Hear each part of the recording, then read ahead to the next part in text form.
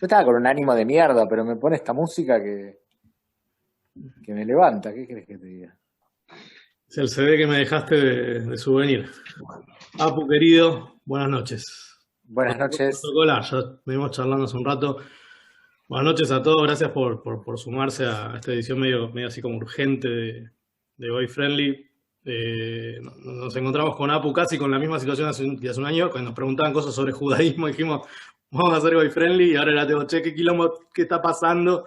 Bueno, hagamos un Boy Friendly, es lo único que sabemos hacer. Comunicar lo que nos apasiona. Y bueno, el tema es que hay mucho de lo que tocamos de oído, mucho de lo que mucha gente sabe más que nosotros, con lo cual esto va a ser medio colaborativo, va a ser muy desordenado, tengan mucha paciencia, después lo vamos a subir a YouTube. Pero cuando arranqué esto dije, bueno, ¿cómo lo empezamos? Y me imaginé algo así. Tipo, ¿vieron la peli cuando hacen sonido de disco haciendo scratching? Y la pregunta, ¿cómo mierda llegué acá? Bueno, voy a hacer algo que es compartir un mapa. Y para compartir el mapa, si la tecnología me ayuda, estamos todos viendo el mapa de Israel. O me congelé ahí, no sé qué pasó. No, todavía no. No todavía. Ahí está. Ahora sí, ahora vemos el mundo. Estamos todos viendo un mundo. Y esto lo hago más que nada para los participantes GOIM. Me voy a acercar a Israel, ¿sí? Este es el mar Mediterráneo. ¿Sí? Ahí empieza a tomar forma esto. Bueno, ¿qué tenemos acá? Esto que ven acá, el tamaño de Tucumán, es Israel. Esta que ven acá es Jerusalén, para los judíos, capital indivisible y única del Estado de Israel. Esto que ven acá es, que se llama West Bank, lo que llamamos en Occidente Cisjordania. Va a haber por ahí, algunos desacuerdos, seguramente aparezcan hoy, sobre cómo la llaman en Israel. Van a escuchar que algunas cosas también se refieren a la zona de Judea y Samaria. Después probablemente alguien que sepa un poco más pueda decir por qué se le dice de una u otra manera. Y esto permitime, antes de ir a Gaza, permitime que mostrás, si podés, el río Jordán. Okay. Y del otro lado, lo que hoy se llama Jordania, que originalmente era Transjordania. Sí. Por eso Cisjordania lo que quedó de este lado, Transjordania el otro, del río. Ahora vamos a contar cuándo nace todo esto. Esto que ven acá es la franja de Gaza, ¿sí? Me fui hasta Sderot, que es la que normalmente liga cuando le toca. Gaza es chiquito. ¿No? Si Israel es del tamaño de Tucumán, Gaza no sé qué extensión tendrá. Ponele satélite para que se vea dónde están las ciudades y que no es todo una gran villa, como... eso era otra cosa. Ahí abajo, donde dice satélite.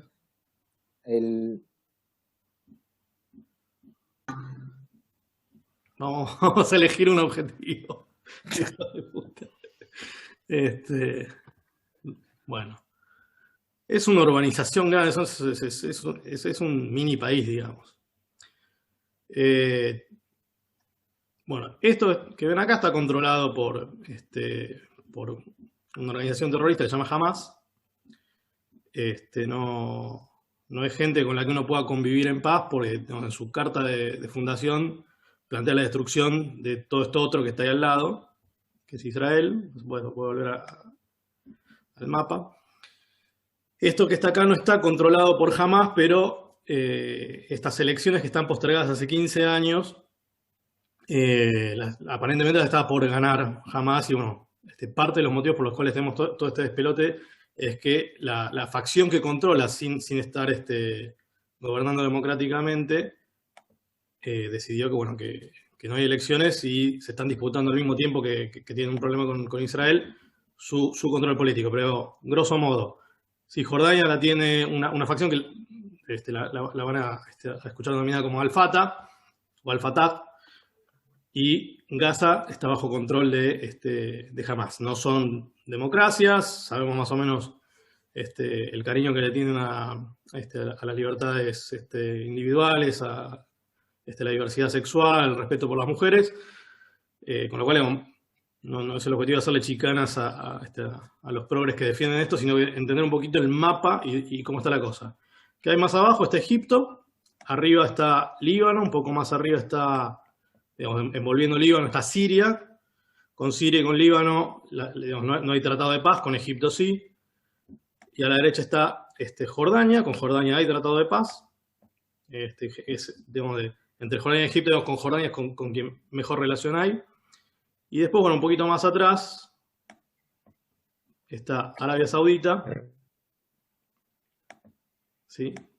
Esto que ven acá es uno de los, digamos, es el Mar Rojo, después está el Golfo Pérsico, y todo eso desemboca después en la península arábiga, el Mar de Arabia. ¿Sí? Por acá pasa mucho petróleo, bueno, hay un montón de cosas que van a ir apareciendo hoy, pero no, todo empieza acá, ¿sí? Ubicándonos un poco en el mapa y el tamaño del territorio donde tenemos el quilombo. Apu, yo lo que te diría es que un poco lo que pensamos para también ponernos todos en tema. ¿Cómo empezó todo esto en este lugar? Sí, la pregunta nos llevaría siglos. Vamos a tratar de reducirlo a lo que involucra al conflicto actual, o por lo menos cómo llegar a las principales variables. Porque yo voy a terminar diciendo, en Gaza no hay colonos judíos, no hay asentamientos. Pero para poder decir eso, tengo que ir un poquito para atrás de cómo alguna vez los hubo, etcétera, etcétera. Lo que estamos viendo en el mapa es una zona que desde 1517 estuvo en manos del Imperio Turco Otomano. Gobernaron bueno, hacer un zoom out un poquito, toda esa parte de Medio Oriente, desde Constantinopla, Estambul, y en 1914, cuando estalla la Primera Guerra Mundial, o mejor dicho, cuando termina la Primera Guerra Mundial, quedan del lado de los perdedores. Toda esta zona que era una provincia alejada, poco poblada, pero poco poblada, que pertenecía en realidad a la provincia de Siria, en 1917 queda en manos de los británicos. Un comentario que también quiero hacer, y todo lo que estoy contando es en base a todas las preguntas que me suelen hacer. Por eso, si ustedes tienen alguna pregunta, la escriben ahí abajo, pero las preguntas que me suelen hacer o las cosas que la gente no suele saber es lo que voy a tratar de hacer que me guíe en lo que estoy contando.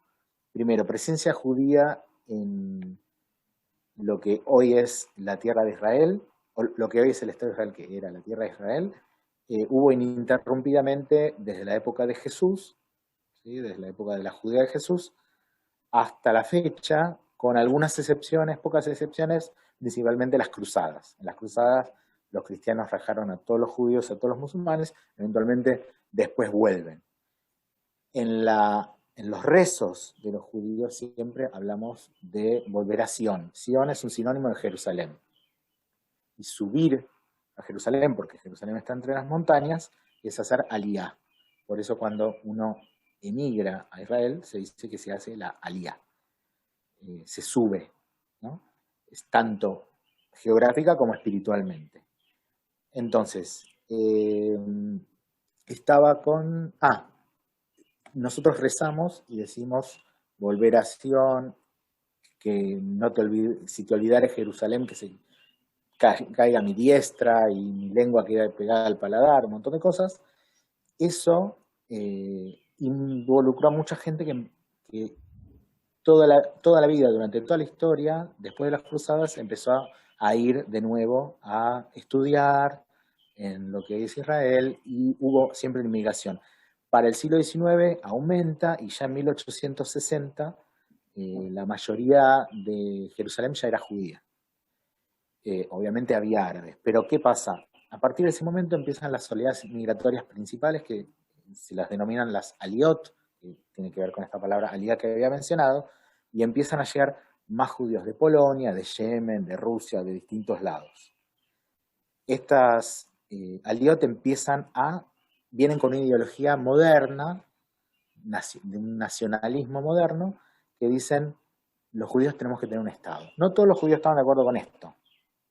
Había muchos grupos de judíos organizados que no estaban de acuerdo con la idea de que los judíos teníamos que tener un Estado. Yo personalmente creo que si había alguna duda, la Shoah o Holocausto la diluyó. Creo que ya no hay ninguna duda de que tiene que haber un Estado judío con poder y soberanía política y sobre todo militar. Voy a ser redundante en tu apreciación. Una etnia perseguida durante siglos, casi milenios, sin la garantía de un Estado moderno, no tenemos que remitirnos a los judíos. O sea, podemos tomar a los kurdos, cualquier caso que uno quiera tomar. El Estado moderno, con todos los desastres que puede hacer un Estado, con un ejército, una moneda, todo lo que cualquier alma bella o cualquier libertario quiera criticar, son la garantía de cualquier etnia de que por lo menos va a haber un ejército aguantando los trapos y a donde esa etnia, en cualquier lugar donde esté, puede volver. Entonces, hay un poco, Israel tiene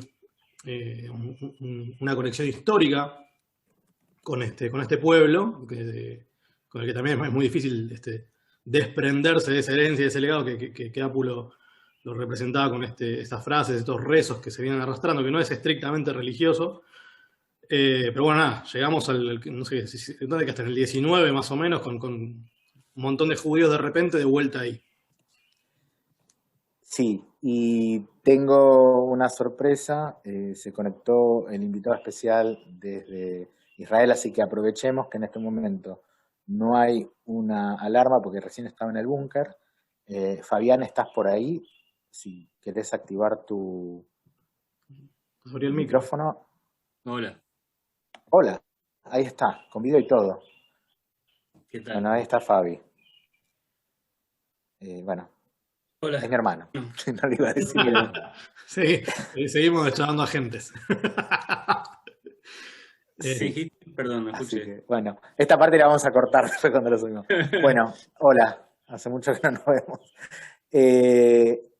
¿Querés contar, Fabi? Yo después retomo la parte histórica, pero ¿querés contar cómo fueron tus últimas 48 horas o por qué estamos como estamos? No sé qué es lo que querés contar. ¿Vos te pensás que me acuerdo qué pasó las últimas 48 horas? Hablemos del 48 en adelante. Más fácil. El solcito, acaba de salir el sol. Está en Rehovot, al sur de Tel Aviv. Qué lindo día. Bueno, las últimas 24 horas.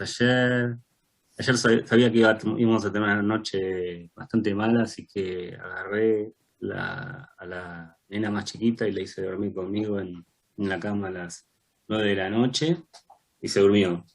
Y eso de la 1, y yo no, porque además todo esto me tiene nervioso y estaba mal de la panza, así que creo que dormí de las 11 a la 1 y a la 1 suena la sirena. Es horrible, suena la sirena de la ciudad. Y salimos corriendo, la desperté, salimos corriendo porque tuvimos que bajar 2 pisos por escalera al refugio del edificio. Este edificio en el que vivimos, fue construido en 1990 y algo, 94, justo antes de las nuevas regulaciones, o sea que tiene un refugio para todos, y no un refugio privado para cada familia. Entonces, imposible llegar con el ascensor, bajamos corriendo las escaleras, 2 pisos, entramos al refugio, tenemos 90 segundos acá en la ciudad donde vivimos. Llegamos bien, pero bueno, corriendo y con todo el mundo en la cola de las escaleras. Y decidimos dormir ahí, o sea que llevamos colchones inflables y no hay lugar para todos. Así que mi mujer y mis 2 hijas durmieron allá hoy a la noche y yo volví a subir arriba y después de la 1:30 no hubo más cohetes, pero hubo uno muy grande, muy grande. Esta noche que sonó la alarma es algo muy raro, sonó la alarma desde el sur hasta Haifa. O sea, todo el país estuvo cubierto, prácticamente todo el país usaron cohetes extremadamente potentes y largos. Algo más que quieran saber, digamos. Fabián, vos eras historiador, ¿no? Sí. Sí, yo soy historiador de la UBA y, bueno, nunca ejercí, pero esa es mi carrera y después hice un máster en Relaciones Internacionales acá en la Universidad de Tel Aviv. Bueno, voy a aprovechar este relato traumático que me tocó también escucharlo de mi familia viviendo allá. Estos tipos que tiran estos misiles son, digamos, un grupo armado de lo que llamamos palestinos.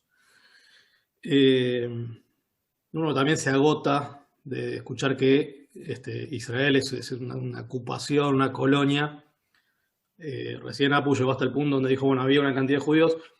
Voy a hacer una historia como un fast forward. En el 48 se hace el Estado, hay una guerra de la independencia, todos estos vecinos que tenemos ahí en el mapa alrededor, juntos tratan de reventar este país. Digamos, se firman tratados de paz con Jordania, con Egipto, o sea que con algunos vecinos la cosa mejora. Después hay quilombos con los vecinos del norte. Está la guerra de Irak, Irán. Irak en un momento le tira en los 90 misiles o amenaza con, y bueno, sí, los tiró en un momento. Sí, tiró varios. Y llegamos de repente a un enemigo nuevo que está adentro, que son estos tipos, son los palestinos. ¿Cuándo aparecen los palestinos ahí? Estuvieron siempre. Pensá que tenemos un montón de gente que quizás nunca escuchó hablar de los palestinos más que por lo que ve en los medios y que nos preguntan a nosotros, che, ¿qué onda? ¿Estaban con los judíos? ¿No estaban? ¿Qué son los palestinos? Bueno, digámoslo en pocas palabras, los palestinos son árabes que viven en la zona. Acá Israel está en el medio entre Asia, África y Europa. Es una región de paso, hubo siempre un montón de gente que volvió por un lado, volvió. Y en general, la idea es que empezando el siglo a mediados del siglo XIX no había mucha gente viviendo acá porque era una zona una zona bastante poco promisoria, no tiene buena vegetación, no tenía buenos cultivos. Poco fértil. Y era poco fértil y vivía poca gente acá. Pero bueno, después con el desarrollo que se dio en todo el mundo, el desarrollo de la agricultura, importante, y en el caso de acá de Israel tuvo mucho que ver la afluencia, digamos, de los judíos que empezaron a llegar, empezaron a desarrollar agricultura con métodos más modernos, empezó a poblarse más, de gente que vivía por toda la zona, desde que vivía desde Egipto y vino para acá, vivía desde antes acá, vino de Jordania, vino del Líbano. O sea, la gente se mueve a veces donde los factores económicos te atraen. Y para el año, o sea, para cuando se forma Israel ya había una población árabe bastante importante, que no se llamaban palestinos ellos. Es como decir que, digamos, no sé, o sea, no se me ocurre un ejemplo, pero no era su identidad, no tenían una identidad nacional, tenían a lo sumo identidades de clanes, de distintos clanes o familias que se llaman Hamulot, que vivían por acá. Y o sea, tenían casas, tenían algún mecanismo de regulación comunitaria, pero no eran un país que de repente como los judíos se lo robaron. Sí, mirá, algunos lugares que eran aldeas. O sea, en aldeas estábamos hablando de que eran pueblitos de 10 casas, 12 casas. ¿Entendés? Eso cuando uno dice, en muchos casos en Google Maps estaba anotado, acá estaba la aldea de Palestina que fue destruida por Israel. Estamos hablando de 5 a 10 casas, ¿entendés? Perdidas en medio de una montaña. No eran ciudades. O sea, no había pocas ciudades. Y donde se había acumulado mucha gente era porque bueno, también vinieron judíos, vinieron los ingleses, empezó a desarrollar. El resto de los lugares eran pequeñas casas, cuando decís Beersheba, eran unas pocas tiendas y algunas casas más de piedra, no había mucho. Para O sea, ponernos la gente en queda ahí. contexto también geográfico, Israel, digamos, lo podemos dividir en tres. Tenemos el centro, donde está digamos, Jerusalén ahí en el medio, y para el lado de la costa está Tel Aviv, que es digamos, de los centros urbanos más históricos. Después un poquito más Ahí te arriba. corrijo. Tel Aviv no es un centro histórico importante. No, bueno, era Yafo y después... 9. ¿Eh? Tel Aviv nace en 1909, a partir de un loteo, de unas compras de unas dunas que compraron los judíos, ahí se lotean entre la gente, porque los judíos se mueven de Yafo, donde habían estado viviendo, porque empieza a haber problemas con los árabes. Entonces, los judíos que vivían en casas en Yafo tienen que moverse ahí, y ahí es donde deciden fundar Tel Aviv al lado. Bien. Una cosa relacionada con lo que acabas de decir, compran las tierras. Desde 1800 no sé cuánto hasta 1948, todas las tierras que nosotros llamamos judías van siendo compradas, ¿no? Sí, sí, lo que hay es así, o sea, ¿quién es dueño de la tierra antes del 48? Bueno, hay gente que tiene, en las ciudades hay títulos, vamos a ponerlo, o sea, ¿y quién los maneja? Bueno, hasta 1917 el Imperio Otomano, ¿sí? Ellos mantienen los títulos de tierra. Pero en general la gente vive donde se ubica, digamos, no tienen ningún título de tierras y en las aldeas que yo estoy avisando no tienen ningún título de tierra. Pero algunos, por ejemplo, si vivían hace bastante, decían, bueno, todo esto que ves ahí, eso es mío. Entonces cuando los judíos van, se las compran a esos o se las compran directamente a turcos del Imperio Otomano que tenían tierras ahí. Y el resto eran tierras del Imperio Otomano. Pero es la tierra más infértil. Tierras fiscales. Las tierras fiscales son dunas, son colinas donde no hay nadie, y bueno, eso es del Imperio Turco. Cuando vienen los ingleses, todo eso, o sea, los ingleses reciben un mandato de la Liga de las Naciones, y el mandato es el mandato de crear un hogar nacional judío, ese es el mandato. Te mando a que prepares esto para crear un hogar judío. Y absorbe, digamos, del Imperio Otomano, cuando le gana la Primera Guerra Mundial, absorbe el dominio sobre la zona. Entonces todas las tierras que eran fiscales del Imperio Otomano pasan a ser del mandato, ¿sí? Pero sin ningún dueño en específico, salvo el mandato que es temporal. Después la gente, algunos tienen, sí, sus extensiones que tienen título de tierra, y los judíos empiezan a comprar extensiones de donde consiguen, digamos, que alguien que tiene un título se las venda. Cuando Israel se funda, después de la guerra, lo que sucede es que lo que había sido tierra fiscal pasa a ser del Imperio Otomano, pasa a ser tierra del Estado de Israel, donde cada tanto la lotea y crea nuevos territorios. La gente que vivía en sus casas y que se quedó, mantuvo su casa, y por eso hay un montón de árabes en Haifa y en otros lugares que se quedaron. Un 20% de la población. Estamos hablando de casi 2 millones de ciudadanos del nuevo país que hoy, en ese momento no eran, pero hoy, que son casi 9 millones de habitantes, son 2 millones más o menos de lo que llamaríamos, no sé si etnia pues tampoco es que sea religión, porque hay árabes cristianos, hay árabes musulmanes, pero son árabes. Hay circasianos, hay drusos, o sea, acá en Israel hay una mezcla en la cual la identidad siempre fue tribal y religiosa. Entonces los otomanos dividían, bueno, esto es de los armenios, esto es de los drusos, esto es de los circasianos, esto es de los beduinos, esto es de los árabes, y esto es de los turcos, y esto es nuestro. Y no había una identidad nacional que vos digas, la identidad nacional palestina. ¿Y en qué momento aparecen los palestinos? Bueno, los palestinos, los judíos se llamaban a sí mismos palestinos, o sea, ¿no? Porque la región había tomado el nombre Palestina, entonces eran los judíos palestinos. ¿En qué momento la identidad palestina pasa a ser asociada con los árabes de la región? Bueno, eso pasa a partir de la guerra de independencia un poco, porque... o sea, 1948. 1948, sí, perdón. Porque muchos de ellos se van. En momentos de guerra la gente es expulsada y también se va por su propia cuenta. Digamos, acá ha pasado también con los judíos que se fueron del norte cuando tuvieron guerra con Hezbollah. La gente se mueve, no se queda en una guerra. Cuando esos árabes que vivían en Palestina pasan a estar en campos de refugiados en Líbano, en Jordania, pasan a llamarse palestinos. Digamos, o sea, no los tratan como parte de su pueblo, entonces le dicen, no, ustedes se quedan ahí, y bueno, estos son los palestinos, son los árabes de Palestina. Y en 1964 se forma la Organización de la Liberación de Palestina en Egipto,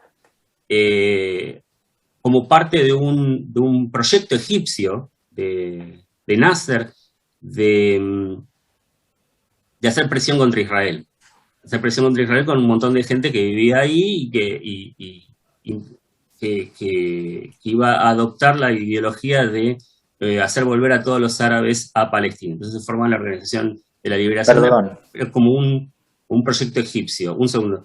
Y enseguida, tipo un año después, enseguida Arafat, que era un tipo muy inteligente, se la roba, digamos, ¿cómo se dice? Cuando te roban una organización, te hacen un entrismo y se la roba a Egipto y él la toma como su organización. Arafat era egipcio, no era palestino. Nació en Egipto, sí, parece. Nació en Egipto. De la mexicanea, sí, bueno, claro. Sí. Esa mexicanea.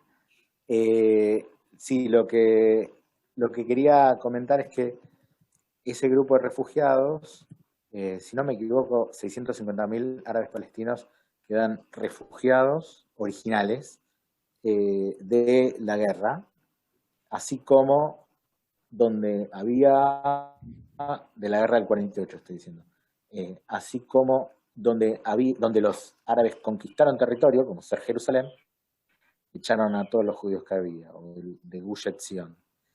Pero sí, a su vez hay, estoy tratando de acordarme, 820.000 judíos de países árabes, de Libia, de Egipto, de Irak, de todos los países árabes, que tienen que escapar entre el 48 y después del 67 incluso, conozco muchos casos, muchos más, estamos hablando de 820.000 judíos que tienen que escapar, que dejan sus propiedades, que jamás les devolvieron nada de todo eso.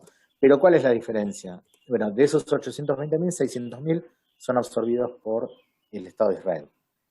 Otros se van a otros lados. Pero ¿cuál es la diferencia? El Estado de Israel u otros países los absorbe a un costo altísimo, por el caso de Israel, les da ciudadanía y ya está, no son más refugiados, los hijos ya son parte de otro país.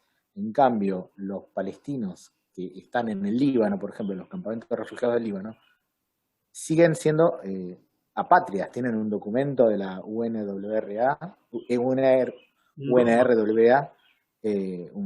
pero nadie les da título de ciudadanía por una decisión política de que este es el único grupo de refugiados cuyo problema no queremos resolver el mundo, no quiere resolver el problema de los refugiados, sino que quieren resolver el tema de Israel, que Israel no exista más, que Israel se llene ahora ya son millones, porque también es el único grupo de refugiados cuyos hijos son refugiados, cuyos nietos son refugiados. Entonces es un problema que nunca se termina. Gonzalo pregunta si siguen estando en campamento desde el 48. Hay que aclarar que es un campamento también. Sí, un campamento es como vamos a ponerlo así, tiene distintas formas porque está formado en capas estratogénicas. Estratos, ahí está, esa es la palabra que estaba buscando, estratos. A veces forma parte en un momento, parte en otra. En general, cuando vos ves un campo de refugiados, es como casas de concreto, casas de material, es decir, no son de chapa, no son tampoco carpas. Muchos sí siguen estando ahí. Y otros, digamos, esos campamentos crecieron y también se hicieron en otros lugares. Aparte, y lo que podés ver como un campamento original son cuando agarras el Google Maps y te pones, por ejemplo, en la ciudad de Gaza. La ciudad de Gaza es donde viven los palestinos, ¿no es cierto? De Gaza. La ciudad vas a ver que es una ciudad normal, de hecho tiene una densidad de población menor a la de Buenos Aires. No sé, puedo poner esa película otra vez. Hay una pequeña parte dentro de la ciudad que vas a ver que es más densa, y lo que puedes decir ahí no es solamente que esos son los refugiados, sino que esos son los refugiados con menos suerte, digamos, son los tipos que todavía viven en la parte más pobre de la ciudad de Gaza.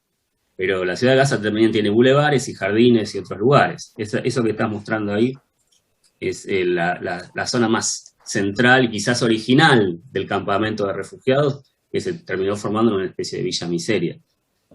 Alrededor de eso tenés una ciudad, esa parte es bastante densa, pero alrededor de eso es una ciudad que tiene una densidad mucho menor que la de la ciudad de Buenos Aires, eso ya lo medí, hice cuentas hace un tiempo largo. Y en otros países no viven en campos de refugiados, qué sé yo, en Jordania, por ejemplo, no tienen la obligación de vivir en un campo de refugiados, pero en el Líbano sí. Y el Líbano como país es un gran campo de refugiados, porque tienen ahora refugiados sirios, tiene refugiados de los chiitas en su momento, o sea, países también formados por estratos. O sea, parte de los campos en el Líbano es campo de refugiados que sí viven desde el 48, ¿no? Ahí porque no se les ha permitido salir de esos y vivir en otros lugares ni trabajar de otras cosas. Tienen ciertos límites en lo que pueden trabajar. Para ordenar un poco también la historia, pues es muy difícil también mantener el control de la cronología, pero bueno, tenemos los palestinos que tienen un origen que no es no antecede al Estado de Israel. Hay una población árabe que pasó por horrores de la guerra, digamos, que tiene su historia. Estas aldeas que mencionábamos tenían llaves. Uno cuando bucea un poco en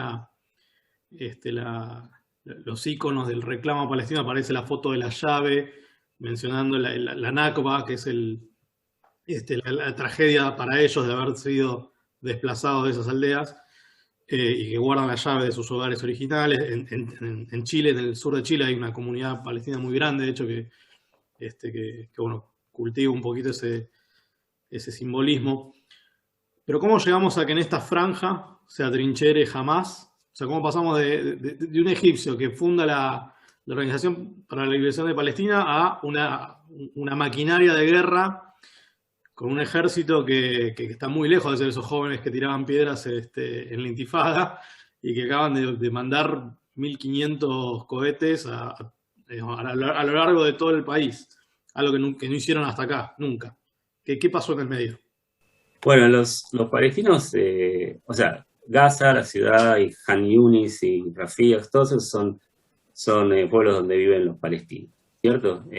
La zona de Gaza. La franja de Gaza es simplemente una sección que fue luego de la guerra de independencia en 1948, se hizo uno de los pocos acuerdos de armisticio entre Egipto e Israel, y se decidió que eso era, digamos, una zona que iba a estar bajo control egipcio, pero no parte de Egipto, y ahí dejaron a los palestinos vivir, los egipcios. En el 67 es cuando Israel conquista todo el Sinaí, incluyendo esta zona, y cuando hace la paz con Egipto en el 82, Egipto no quiere quedarse con esa zona, Israel no sabe devolvérsela, y entonces queda también a cargo de Israel después del 82. Ahora, Israel considera toda esa zona, consideraba esa zona como parte de su territorio legítimo por el mandato. Entonces construyó algunos pueblos judíos también adentro de la franja de Gaza. En el 2005 se decide remover a todos los judíos de la franja de Gaza, destruir todos esos pueblos y dejárselos solamente a los palestinos. ¿Esto en qué año fue? En el 2005. Okay. Ariel Sharon, la retirada unilateral de Gaza. Bueno, este dato es importante, porque hay gente todavía que uno lo escucha y dice, liberen Palestina. ¿De qué? ¿Qué hay? O sea, en Gaza es cierto que no hay. ¿Dónde hay presencia israelí hoy en lo que llamamos Palestina? Agranda En el, Gaza con todo esto otro de acá. agranda el mapa, o sea, hacerlo un poquito más. Ahí está. Ese como poroto que ves ahí es lo que los judíos llamamos Yehuda Beshomrón, o Judea y Samaria, en español, y el resto del mundo lo conoce como Cisjordania, que es como la otra parte de Jordania, digamos, la parte de aquí del río Jordán significa Cisjordania. Porque la parte de allá sería la Transjordania, que hoy se llama Jordania. O sea, no es un país, nunca tuvo un... o sea, el nombre original es Judea, la parte de abajo, y Samaria, la parte de arriba. Ese es el nombre que le daban todos los académicos a esta zona, antes del siglo XX. Y ahí viven palestinos, y ahí también hay algunos pueblos que en general están contra la frontera contra Israel, que pueblos judíos. Yo lo único que te digo es que saltamos un poquito de lo que estábamos hablando de Gaza a Cisjordania, y eso me parece que deberíamos terminar con Gaza primero. Sí. En Gaza no hay, o sea, en Gaza no hay judíos. No hay ocupación israelí en Gaza. Lo que sí hay es un control de la frontera, que pueden ver la frontera del norte, ¿cierto? De Gaza, esa línea de puntos ahí donde está Sderot al norte. La frontera del oeste, toda esta línea inclinada, esa línea de puntos. Sí, no agrande tanto. Y la frontera de abajo, del sur, la controla Egipto. ¿Se la podés Ese es poner? el paso de Rafa. Que bueno. Y el Rafah, toda esa zona que es otro tipo de línea, es porque es la frontera de Egipto con la Franja de Gaza. Y después tenés el mar Mediterráneo al este, ¿cierto? Un poco. Entonces, al oeste, perdón. ¿Quién controla las fronteras de la Franja de Gaza? Bueno, al norte y al este, Israel. El mar lo controla Israel, y el sur lo controla Egipto. ¿Sí? Entonces, ¿cómo se llegó a un grupo armado en la Franja de Gaza? Bueno, como saben, la Organización para la Liberación de Palestina siempre fue un grupo armado, y eso es lo que hoy se llama el Fatah.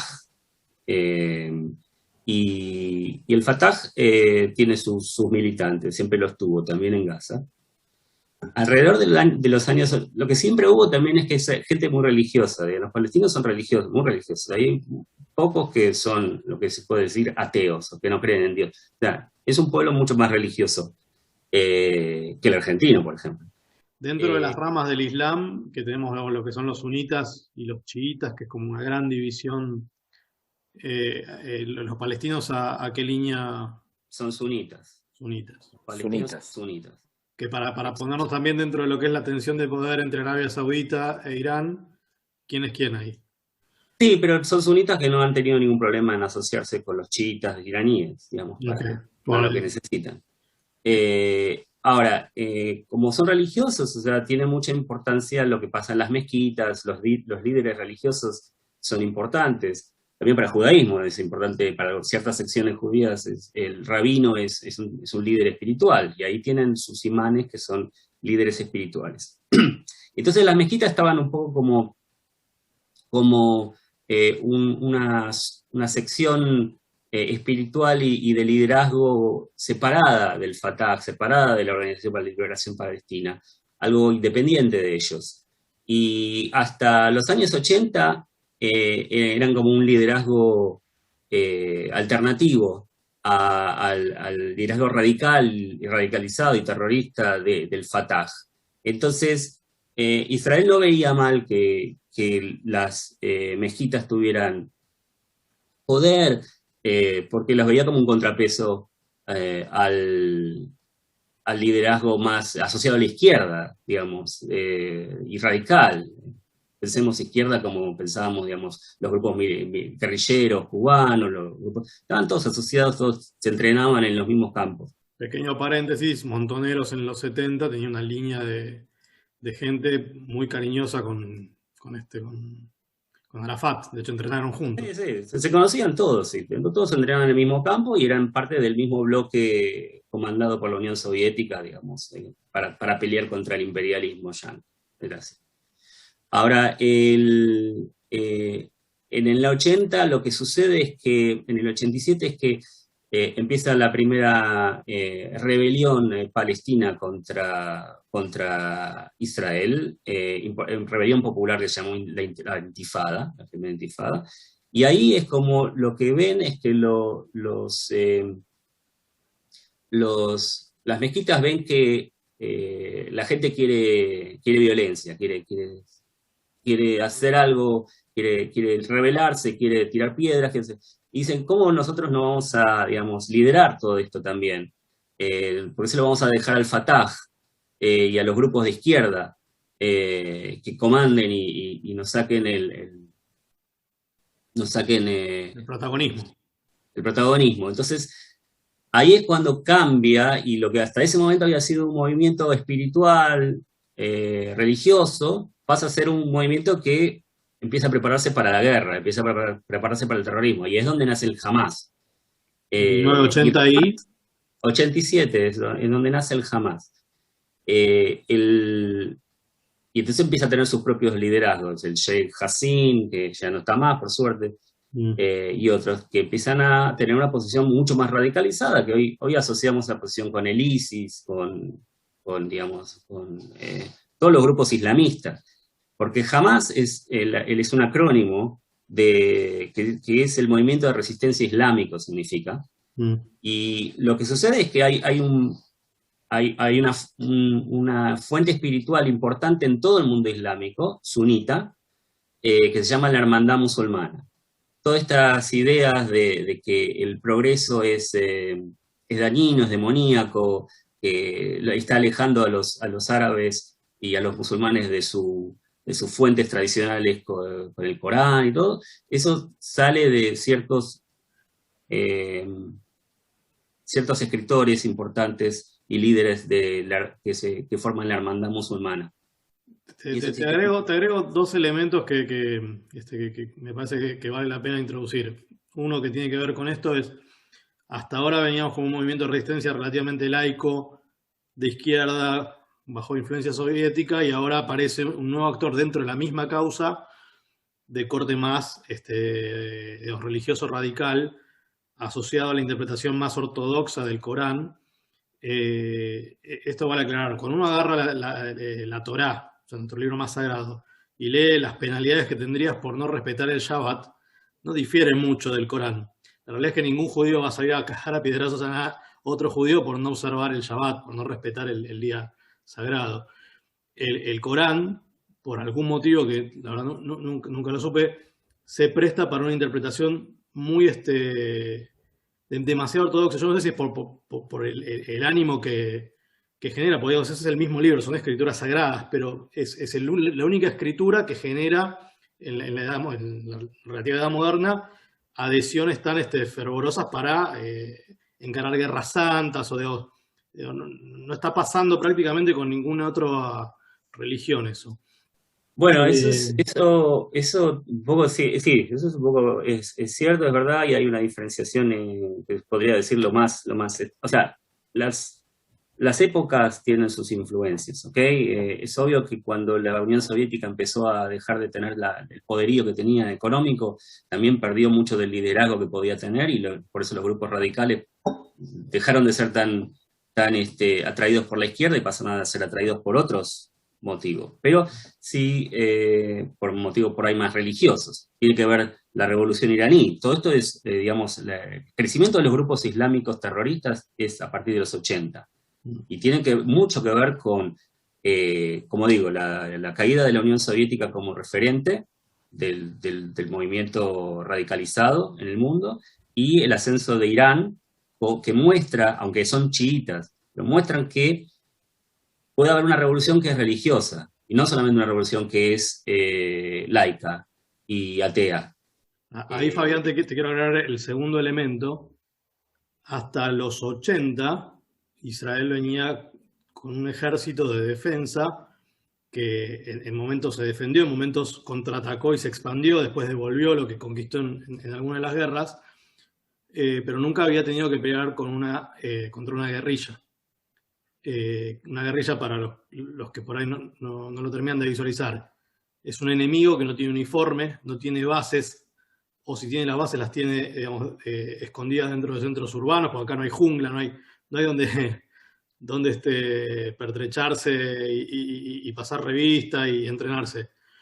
Y esto también representó todo un desafío, sobre todo después del 73, los que vieron Valley of Tears, pudieron por ahí tener una idea clara de lo que fue la primera guerra en la que le cabió un poco al ejército, y venía de esa victoria pírrica de la guerra del Día del Perdón, de Yom Kippur, a la transformación del enemigo, porque vienen los acuerdos de paz, algunos problemas obviamente con Líbano y con Siria, o sea, no es que desaparecieron los conflictos tradicionales, pero esto fue totalmente nuevo, y la manifestación más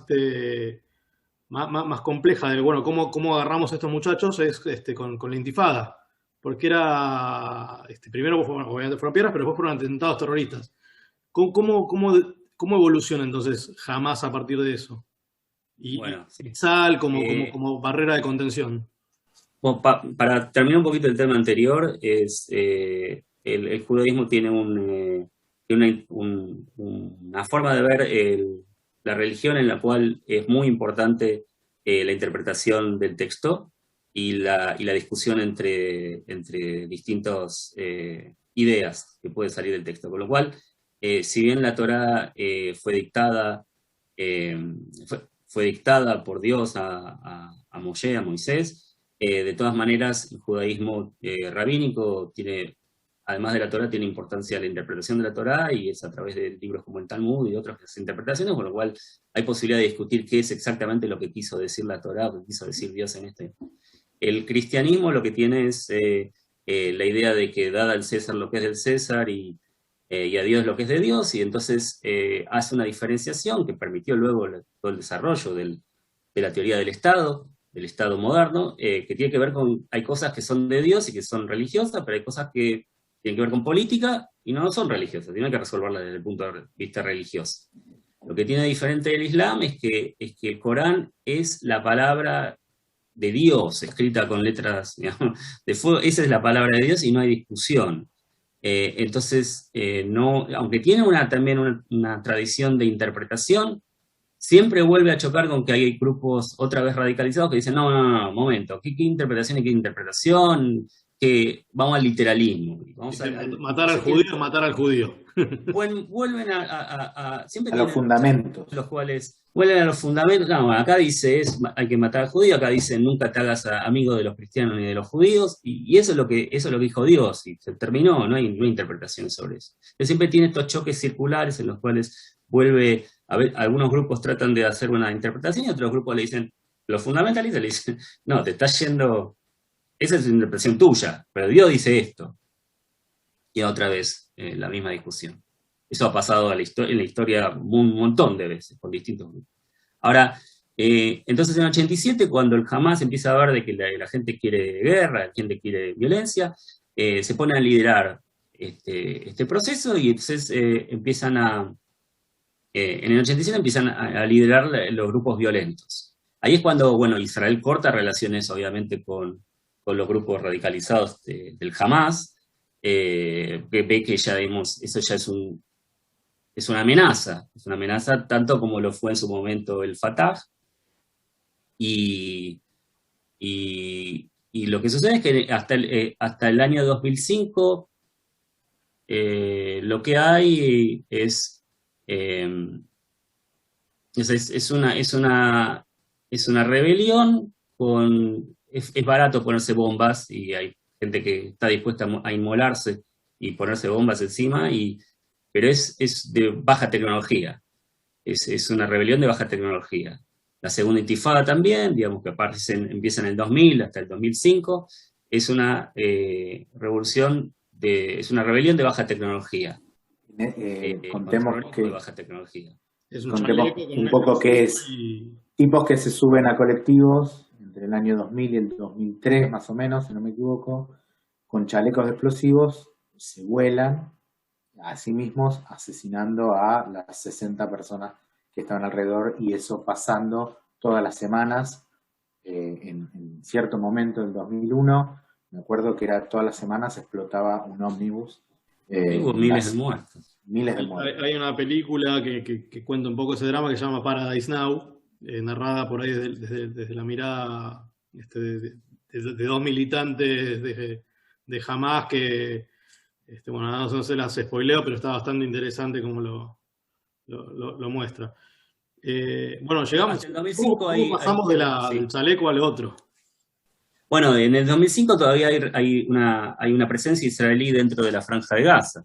En el momento que en el 2005 Israel decide retirarse de la Franja de Gaza, no ser parte más de decidir que esa zona ya no la quiere más, porque obviamente está llena de palestinos. Tener 5.000 colonos viviendo ahí, judíos, es inviable. Incluso aunque teóricamente la tierra sea nuestra, imposible. Entonces retira a la gente. Lo más cerca es esto, ¿no? Sderot. Sí. ¿Cómo? Lo más poblado que quedó es esto. Todo alrededor hay. Sderot es una ciudad, pero Mefalsim es un kibutz, y Faraza es otro kibutz, Najalos es otro kibutz. O sea, que quedan todo alrededor. Y eso Kibutz, para los que no sabes, es una granja colectiva. Una granja de zurdos. Sí. Perdón si hay alguno. Ya no, pero... Ya no tanto, pero bueno, son lugares agrícolas. Bueno, cuando deja de haber presencia israelí de soldados y todo dentro de la Franja de Gaza es cuando los palestinos pueden empezar a desarrollar, por ejemplo, talleres de armas, talleres mecánicos, digamos, para armar cohetes y todo, y empiezan a tirar, primero desde el 2005 mismo, empiezan a tirar 1, 2, lo llamaban Qassam, de baja tecnología, pero estas cosas ahora con internet se aprende rápido a hacer cohetes y después con la práctica se los mejora. Y desde el 2005 que no hay, que hay una continua mejora de la tecnología de los palestinos en lanzar cohetes. También hay importación de armas desde Irán, que vienen con barcos que, digamos, que están como disfrazados de barcos de armas que están disfrazados de otras cosas. Hay mucha contrabando a través de túneles hacia la Franja de Gaza desde Egipto. El paso de Rafah, que vimos recién que está ahí al sur. Y lo que vemos hoy en día es que tienen cohetes de ellos y cohetes que han importado de muy largo alcance. Y que Israel en este momento no tiene una respuesta para poder pararlos. O sea, está destruyendo ciertos lugares de comando y todo, pero estas cosas, por ejemplo, se preparan con tiempo, se ocultan en algún lugar, por ejemplo, en una plaza, se oculta bajo un terraplén, y por comando remoto se abre ese terraplén y se activan los cohetes para que se lancen. No tiene que haber nadie al lado. O sea, no es que hay alguien que es prendiendo una mecha, como el correcamino, no hay necesario, ya no es necesario, todo eso se comanda remoto, pero necesita preparación. Y bueno, han tenido años de preparación, después de cada guerra vuelven a mejorar incluso y hacer más. Y cuando Israel tiene una presencia con drones y con aviones todo el tiempo mirando, pero cuando ve que se lanza un cohete de cierto lugar, ese cohete ya fue lanzado, y ahí no hay nadie. O sea, vos podés dispararle una bomba ahí, pero no estás parando ese cohete y no vas a matar al grupo que los lanza. Hablando de eso, de lo que implicaría entrar, creo que está Chiporito metido por acá, ¿no? ¿Estás por ahí, Chipo? Sí, acá estoy. Tipo, vos estuviste en Gaza, ¿no? Yo estuve en Gaza, estuve en toda la época de la segunda intifada en servicio militar obligatorio. Absolutamente, desde que empezó. ¿Qué hacías ahí? Lo que se pueda contar. Bueno, sí, yo no considero que haya secretos. Bueno, cuando empieza la Intifada, que empieza en el año 2000, yo me encontraba haciendo el patrullaje de frontera con Jordania. Un patrullaje de frontera muy tranquilo, muy tranquilo. Se llamaba el Cab Yarden, la línea de Jordania. Y cuando empieza todo el lío y la segunda intifada, nos movilizan a Jericó. En el mapa, ¿por dónde estamos? Ahí está Jericó, se ve un poquito más al norte, nordeste de Jerusalén. Un poquito más arriba. Okay. Nosotros estábamos asentados arriba donde empieza el Mar Muerto. Sí. Y nos movilizan a la entrada de Jericó. Nosotros teníamos que... Cisjordania. Exactamente, nosotros estábamos en Cisjordania, mi base estaba en Cisjordania, donde ven la ruta 90, para arriba, ahí dice, a ver, un poquito más arriba, ahí está, ahí déjalo, hija. Ahí donde dice Al-Ouja, nosotros lo llamábamos Uya, y nuestra base estaba muy cerca de Itav. O sea, nosotros tenemos que pasar ese poblado palestino de Uya, que cuando no había intifada era todo bien, pasábamos con los colectivos tranquilos, y cuando empezó la intifada teníamos que pasar en camiones blindados. Intifada básicamente lluvia de piedras, ¿no? Lluvia de piedras, de los tamaños que vos te imagines. Yo he pasado con jeeps tirando con Federal. Los Federal eran escopetas de caño corto que tiraban gases lacrimógenos. Así que bueno, el principio fue en Jericó, y nos disparaban desde la terraza del casino, del famoso casino de Jericó, donde nosotros también respondíamos, y todos los viernes a la siesta era moneda corriente de que iba a haber una manifestación por parte de ellos, iban a venir y nos iban a tirar piedras al puesto de control donde estábamos nosotros. Eso era todos los viernes a la tarde, era una constante. Y esto era en Cisjordania, y eso era tranquilo. ¿Cómo llegás a Gaza? Eso era tranquilo, era Cisjordania. Y a Gaza voy los últimos 3 meses de mi servicio militar, que es en el año 2001. Pero ese año, digamos 2000-2001, yo hice 2 años del ejército por la edad que tenía, ¿no? Yo llegué con 21 años de Israel. El año de 2000 al 2001 fue un ir y venir de Jericó también estuvimos en Ramala, pero siempre Cisjordania fue tranquilo, fue lo más, digamos, tranquilo dentro del despelote que había, ¿no? Piedrazos. Claro. Bueno, 3 últimos meses, hasta. Vamos a convenir de que Gaza no tenía el poder bélico que tienen hoy. De hecho, para nosotros entrar yo era tanquista, para el que no lo sabe, yo era tanquista, era conductor de tanques. ¿Se podía entrar con un tanque sin problema para Gaza? O sea... En ese momento sí, y nosotros entrábamos con un tanque muy viejo. Nosotros no éramos de las divisiones de los Merkabot, de la Merkabah, que es el tanque más sofisticado del ejército de Israel. Nosotros estábamos en un tanque que se llamaba Magaj, que era un tanque americano, un Patton americano de los 60, obviamente modificado, mejorado en todo su sistema de blindaje y su sistema de tiro.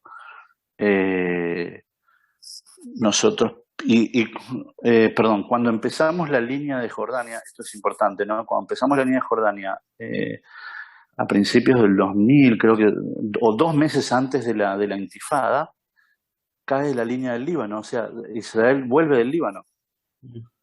O sea, yo estuve a 20 días de irme al Líbano, y gracias a Dios no tuve que ir. El Líbano se sabía que era la carnicería para nosotros.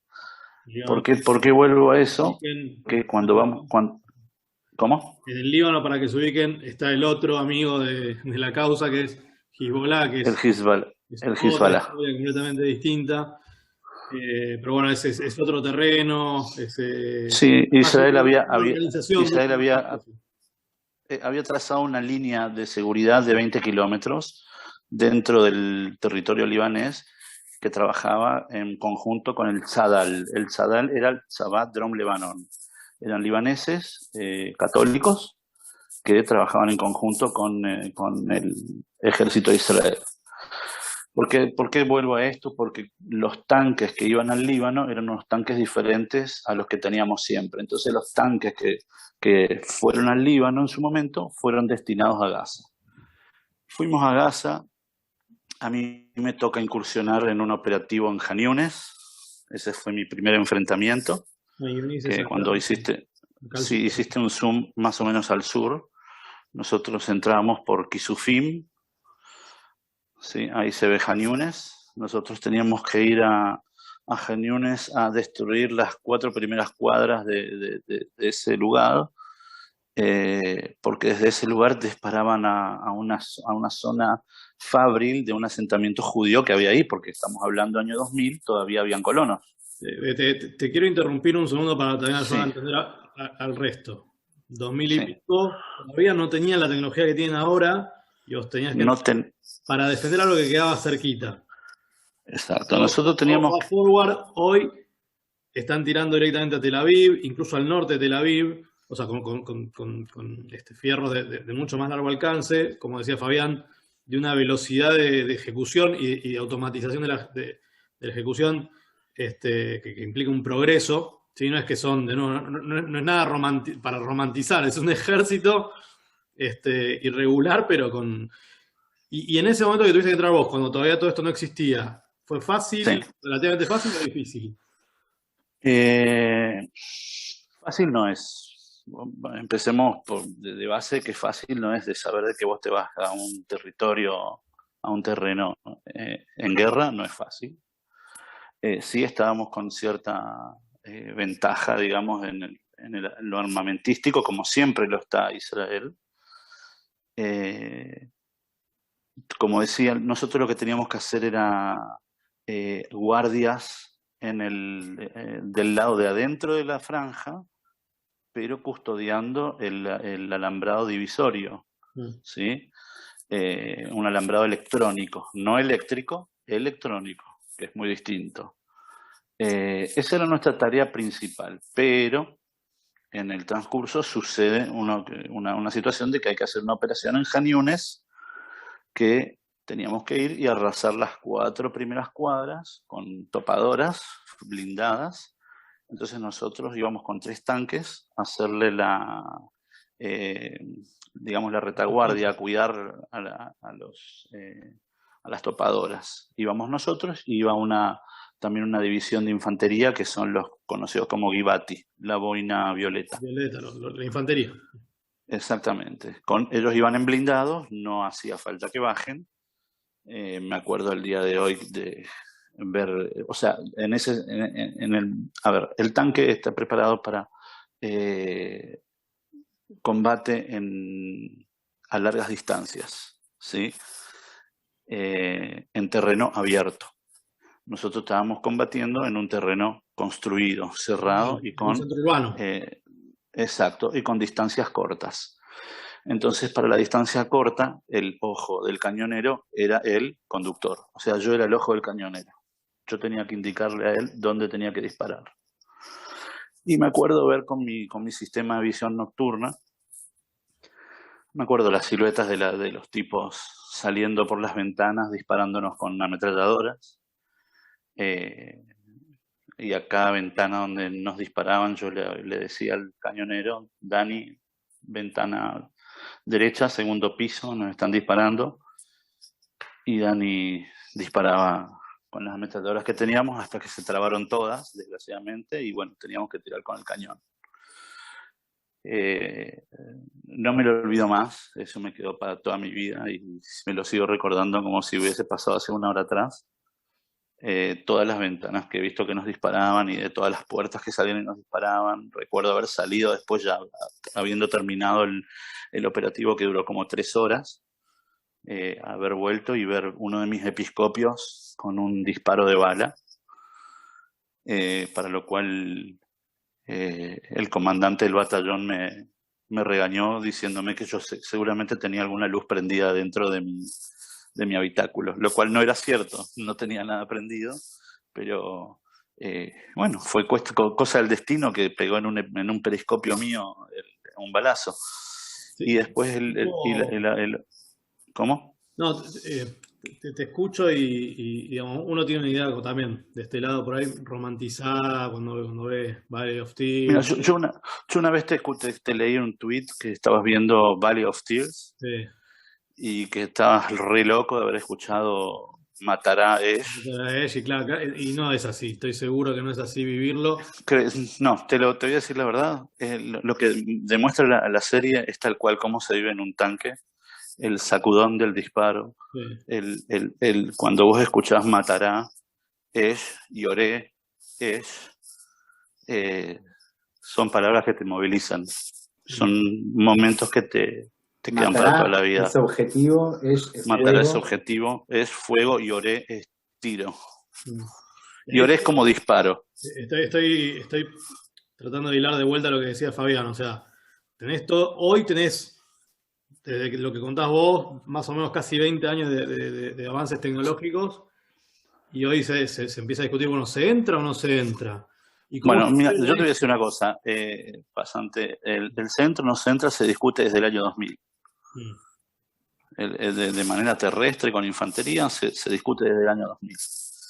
Y yo soy de los que piensa que hay que entrar. Que hay que entrar porque cuando vos le das tiempo, el tiempo es tu enemigo. Porque el tiempo es el momento de rearmamiento de ellos, de rearme y cada vez con un poder bélico cada vez más fuerte, más poderoso. Antes eran, como decíamos, hace un rato atrás decían de los Qasamim. El Qassam llegaba a 20 kilómetros con toda la furia y no tenía cabeza explosiva y realmente el daño en vidas humanas era casi ínfimo o ninguno y bueno, y hoy estamos hablando de Tilim, de misiles que están llegando a Tel Aviv e inclusive al norte de Tel Aviv. Necesito antes, Sí. espectacular, no es espectacular la palabra, pero es muy fuerte lo que contás. Pero antes de que se nos vaya el tiempo, porque sé que en Argentina es retarde, quiero tocar un tema más, que no sé si Fabián o vos pueden responder. Está también, creo que está Gastón, con quien venía charlando, que es profe de historia de Ort, que también si quiere después de Okay. y agregar para responder lo que tenés entre manos, que sospecho por dónde va. Sí, la otra diferencia, el otro novedoso que estamos viendo son las peleas, los linchamientos, los riots entre árabes israelíes y judíos israelíes. Eso no sé, no tengo idea cómo se resuelve. Bueno, supongo que separás en algún momento esas erupciones de violencia se van a calmar. Pero Fabián, ¿cómo ves este tema a futuro? Porque ya no están ahí, están acá. Claro, no sé si tengo una buena respuesta. Muchos Israel yo creo que es uno de los países que mejor se ha comportado en temas no para resolver, pero sí para manejar problemas étnicos. Esto es lo que es. Si vos querés, podés ver comparaciones con otros países. ¿Qué puede pasar? Puede pasar lo que pasó en los Balcanes, en lo peor, digamos, en los cuales todo el mundo se empieza a armar. Yo me armaría, yo que no, agarré un arma en mi vida para defender a mi familia, porque si marchan por ahí hay un pogrón. Pero ese es el peor de los casos. Los Balcanes. Si pensás también Grecia y Turquía, son parte de los Balcanes también, más o menos. Bueno, en 1915 hubo intercambio de población. Hoy nadie se mosquea porque el caso de que Grecia es 99% Greek Orthodox, o sea, que la mayor parte de los griegos ahí son además cristianos. Pero no era así antes de 1915. Todos los que hablaban griego pero eran musulmanes fueron sumariamente enviados en botecitos a Turquía. Y Turquía hizo lo mismo con todos los gente que hablaba turco, pero eran Greek Orthodox, eran ortodoxos griegos, ortodoxos cristianos, los mandaron a Grecia. Esa es otra de las formas en las cuales, no digo que sea la que yo digo, pero es de que se resuelven problemas étnicos. Se separa, se hace la famosa limpieza étnica. No es lo que yo digo que tiene que pasar. Entonces puede haber un problema en el cual se mantiene y se maneja y se separa con policía hasta que los ánimos se calman. Y quizás eso es lo que pase Pakistán y la India, dicen ahí en el... También, lo ves en la película Gandhi. Digamos, En Kashmir tenés, de hecho en un Kashmir millón de personas pasaron de India a Pakistán y de Pakistán a la India. Y así se resolvió el problema étnico. O sea, Israel no ha hecho eso, o sea, ha pasado en la guerra de independencia, pero hay un 20% de población musulmana dentro de Israel. No ha hecho un genocidio, digamos. Hay otros países en los cuales no han transferido la población, la han asesinado, ¿no? Tampoco lo ha resuelto de esa manera, pero muchos países lo han resuelto de esa manera. Si pensamos la conquista del desierto, por parte de un genocidio también. Y hoy nadie se mosquea, ¿no? Así que no sé qué va a pasar. No sé qué va a pasar. Yo creo que Israel tiene que resolver el problema con los palestinos de Gaza urgente, y también soy de los que creen que tiene que entrar el ejército cuanto antes, pero bien preparado. O sea, no a las apuradas, porque a las apuradas se cometen errores, pero tiene que entrar el ejército y tiene que destruir el Hamas.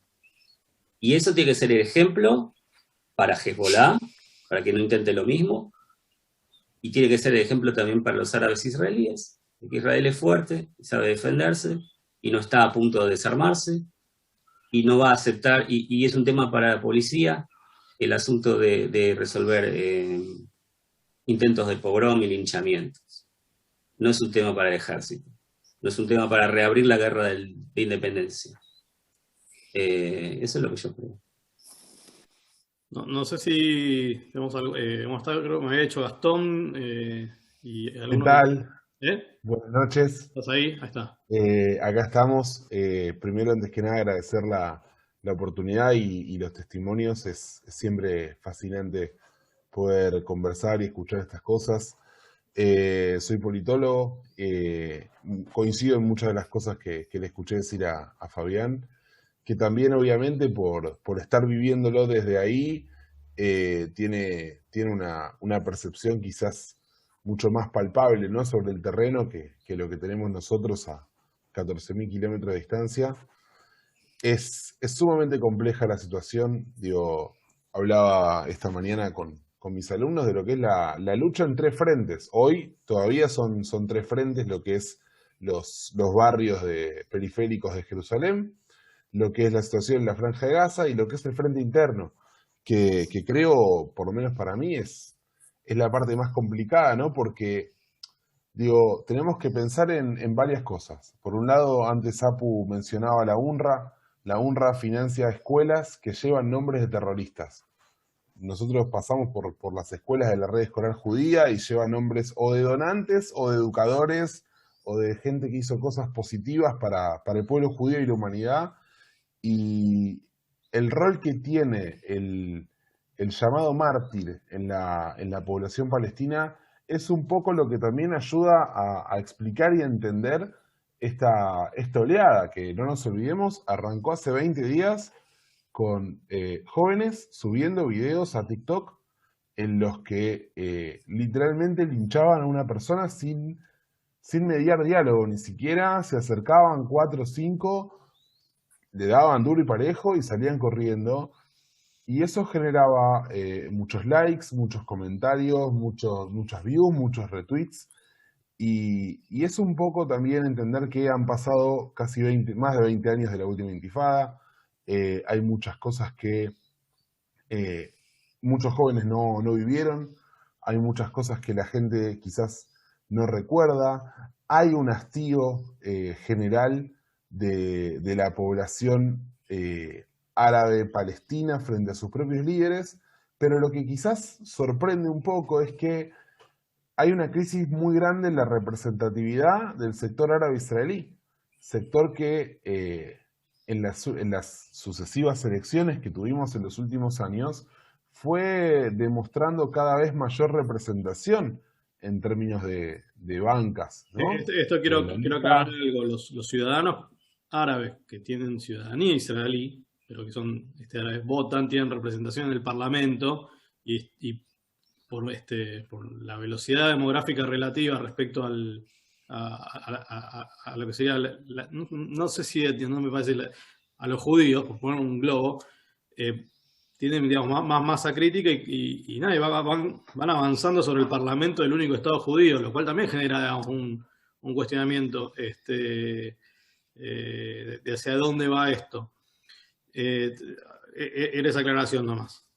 No, y también pensar que son claramente los árabes que pueden vivir con mayor libertad en todo el mundo árabe, minorías de diversidad sexual o libertad de género, libertad de expresión, las posibilidades, porque sale a veces quizás en el discurso progresista en el que uno también se crió, esto de hay que ayudarlos a insertarse. Tienen cupos en las universidades, tienen subsidios, tienen incentivos fiscales.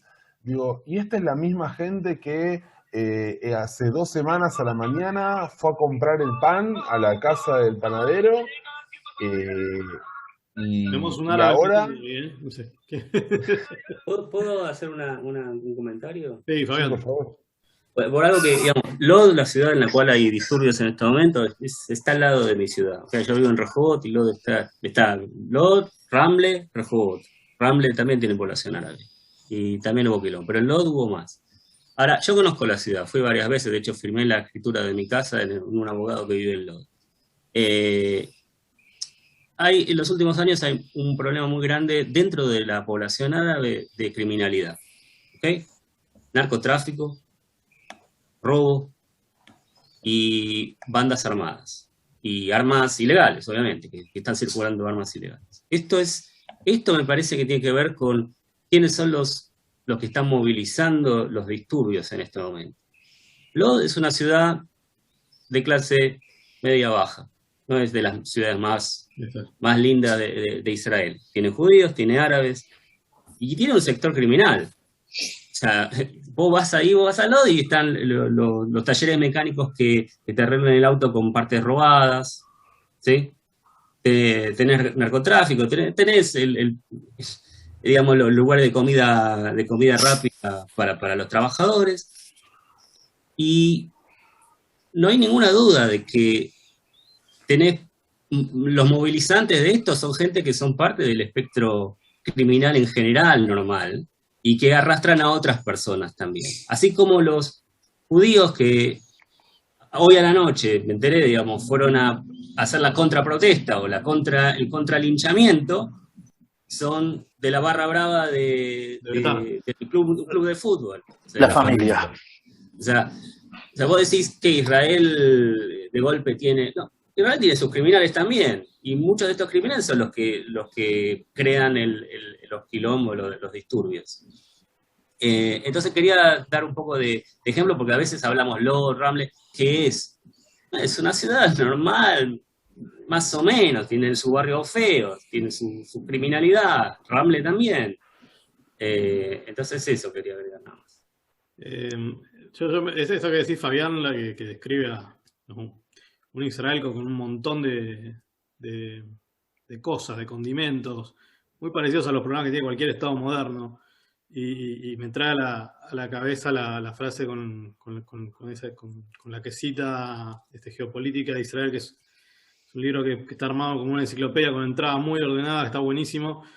Y esa frase dice que la principal injusticia que tiene el Estado de Israel es que no puede ser injusto. Digo, no puede tener los problemas que tiene cualquier Estado moderno. Y frente a eso encima se tiene que defender de todo esto que decíamos, que lo tiene acá nomás, no es que lo tiene como las guerras de su momento, de la independencia o de los 6 días o Yom Kippur, que era un enemigo externo, ahora lo tiene adentro, con el cual se hicieron en algún punto también cagadas de poner un ejército de defensa en una primera instancia, para la única fuerza que tenías para defenderte. Después sí, empezar a trabajar con inteligencia y con infiltración y con movimientos más quirúrgicos, sino por ahí esto que contaba Tzipo, de meterse con un tanque a lo bestia, que bueno, que igual hay como, o por lo menos uno empieza a escuchar un consenso de hay que entrar, y el costo que sea, pero hay que entrar. Yo no sé si logramos con esta hora y 20 y pico ordenar un poco lo que está pasando o darle a los que participaron, judíos y no judíos, alguna idea de por qué pasa lo que pasa. En lo personal, como siempre, esto, lejos de ser un intento de asbará, que es por ahí una militancia de explicación, es la necesidad genuina de tener una respuesta para los amigos, los afectos, los tuiteros, por ahí que uno no conoce, pero que tienen buena onda, de ensayar una respuesta mínima, de no quedarse con esta propaganda pedorra del progresismo dominante, de la ocupación, que está montada en un montón de mentiras. Y obviamente sí, hacernos cargo de la parte más áspera, más dolorosa que tiene que ver con esto. Es un Estado moderno y tiene esos quilombos, no zafa de eso. Pero bueno, como decían todos, andá a bancarte vos 1000 misiles desde Paraguay, desde Asunción hasta Buenos Aires. A ver si no vas a responder. Y si la respuesta va a ser, ¿cómo es que pidió la Cancillería Argentina? Proporcional. Proporcionada. Bueno, Yo leo proporcional y digo, ¿qué quieren? ¿1000 misiles dirigidos contra la población civil palestina? Sí, eso sería proporcionado. Y la ultraderecha israelí propone eso. Sí. Sí, además es tan cliché, digamos. ¿Qué es proporcionales? Porque hay muchas proporciones. Dos por esto, 3 por esto, 5 por 1. Sí. O sea, ¿cuál es la proporción correcta? 1 por 1 es la proporción correcta, pero entonces 1 por 1, como dice Gastón, es un crimen de guerra por otro crimen de guerra, Claro. un misil tirado al tuntún, que puede caer en cualquier lado, que es un crimen de guerra por definición. Sí. Hacerse lo mismo a ellos. Hoy leí un hilo muy interesante que plantea justamente este problema del crimen de guerra. Primero que son lanzados desde centros urbanos densamente poblados, lo cual constituye un crimen de guerra. Y segundo, Israel tiene que responder esto que describía vos, Fabián, o sea, cuando la devuelve al lugar de donde sale. Y muchas veces, bueno, tiene toda una etapa. Hoy también le escuchaba a Ronnie Kaplan, que es vocero del ejército, decir: nosotros lo que hacemos es, avisamos que vamos a tirar, le pedimos a todos los civiles que se corran, digamos, son como unas pautas que hay que hacer, y muchas veces te encontrás con que los hacen subir a las terrazas de los edificios que tienen que voltear, porque es de donde salió la batería de misiles o de cohetes. Eso pasó la última vez, en la última guerra. Hasta ahora no vi que haya pasado eso. Quizás la terraza no era grande, no era antenas. Claro, pero bueno, muchas veces uno se encuentra por ahí en una posición de querer simpatizar con Israel y del otro lado encontrarse con esa avanzada de psicopateada constante y no tener las herramientas. Yo no sé si lo logramos, pero bueno, espero que los que se quedaron despiertos hasta esta hora, que son 48, están totalmente dementes. O sea, evidentemente les gusta el tema. Les quería agradecer, no sé, Apu, si querés, primero agradecerles a todos los que participaron, bueno, Chipo, Gastón, bueno, Fabián, obviamente, y los que vinieron, y bueno, Apu, no sé si querés decir algo para cerrar. Les agradezco por venir a mi sesión de catarsis. Necesitaba esto y me ahorraron el psicólogo. Aparte pude ver a mi hermano. No tengo mucho más que agregar. La verdad me gustaría poder darle el micrófono a cada uno para contar lo que sintió, pero si quieren pueden dejarlo escrito en los comentarios. Así que todavía no cerré, nos vamos a ir despidiendo, pero si quieren escribir lo que tengan ganas, lo que les generó o lo que piensen, bienvenidos. Un beso grande para todos. Yo voy a aprovechar de una copa de Lejaim, porque siempre vamos a tratar de que la vida, estamos en un mal termo de mate, que la vida esté por encima de todo, es corta, hay que disfrutarla, sin dejar de defenderse. Voy a dejar un temita así de despedida y bueno, no sé si alguno quiere aprovechar hasta que encuentre el tema, hacerle la última pregunta. Abra el micrófono y aproveche. Sí, sin vergüenza, vamos. Yo tenía una pregunta, no sé si me escuchan, y quedó por ahí colgada. Mi pregunta es un poco si creen que puede llegar en algún momento a haber algún sector palestino o árabe que plantee algo un poco más moderado, con el que se pueda construir algo que no sea matarse. Pues no, y es una utopía, pero esa era mi duda. Fabián. Pero a mí sí, seguro. Seguro que puede haber y hay contactos. O sea, los dirigentes son muy extremistas, pero en algún momento tiene que salir una dirigencia. Es difícil porque todos los que se van del discurso común son castigados desde un punto de vista en el cual te pueden matar, te pasan por casa y te disparan. Pero la gente normal en algún momento puede llegar a pedirle a los dirigentes que sean más moderados, ¿no? Yo creo que siempre hay que contar con el punto de vista del tiempo. El tiempo... ¿Me quedé solo? Acá estamos. Saqué el mapa, así lo veo a todos. Las generaciones cambian, los líderes mueren, los líderes cambian, las circunstancias hacen que cambian. Vos no vas a transformar un radical en un moderado, pero vos podés hacer que un montón de gente que se hubieran unido al radical decidan que no es interesante. Y es mucho más interesante un moderado. Entonces, vos a veces Amos Oz tenía había un libro que decía cómo convertir a un fanático. Vos no convertís a un fanático. Vos te asegurás que el fanático no tenga seguidores. Me da lástima comentar algo después de ese cierre espectacular, pero como Coda creo que nos queda la tarea de no caer en el juego de la psicopatía, de que apoyar, incluso los que quieren apoyar a la causa palestina terminan apoyando a las organizaciones que los tienen secuestrados. Entonces hay que tratar de apoyar, si uno tiene la posibilidad, a los tipos, a esos moderados, a la gente común, que son los que están principalmente oprimidos por esas dirigencias extremistas. Hay palestinos liberales, hay tipos pacifistas, esos son los tipos a los que hay que darles voz. Esa es la única manera de, a largo plazo, no va a ser mañana, a largo plazo resolver el problema de Medio Oriente, en mi opinión. Bueno, voy a despedir con Idan Rachel, un mimo del alma. Buenas noches, gente. Eso es todo.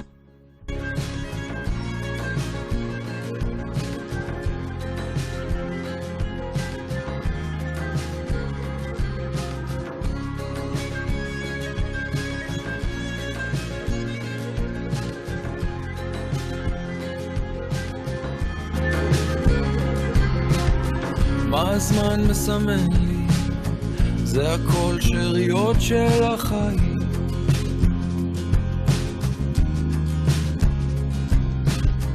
ולחיות את הרגע, להתחיל לאסוף את השברים.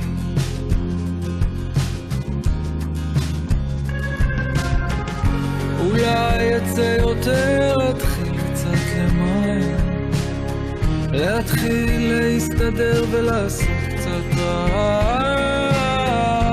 אולי מקום אחר, מקום יותר בוער, להתחיל קצת לקלקל ולתקן עוד פעם.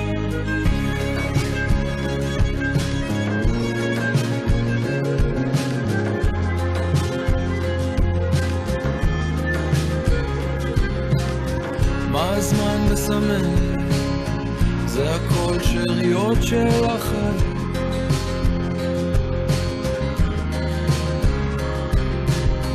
ולחיות את הרגע, להתחיל לאסוף את השברים.